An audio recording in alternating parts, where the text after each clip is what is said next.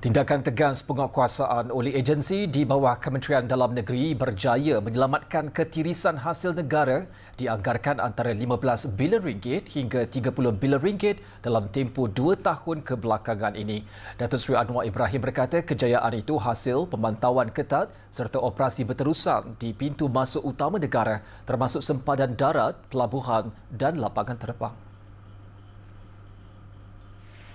Menurut Datuk Seri Anwar, angka tersebut membuktikan pembocoran hasil negara yang berlaku secara sistematik sebelum ini berjaya dibendung secara lebih serius dan berkesan. Elak ketirisan, baik di sempadan atau di lapangan terbang atau di pelabuhan. Kalau kita dah kumpul keseluruhannya untuk 2 tahun RM15.5 bilion, itu tentulah saya sebagai seorang manusia, anggota keluarga, harus tabik juga kepada rakan-rakan termasuk di PDRM dan badan-badan penguatkuasaan.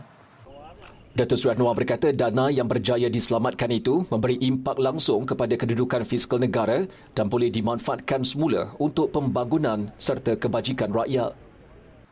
Jangan kita nafikan itu dan menyatakan ini saja masalah masih ada. Ada masalahnya. Tapi bayangkan puluhan tahun ketirisannya itu.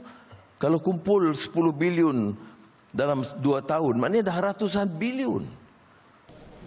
Sambil memuji prestasi KDN yang menyumbang kepada kedudukan Malaysia sebagai antara negara paling aman, beliau mengingatkan jentera penguatkuasaan supaya tidak leka, khususnya dalam menangani isu integriti dan rasuah.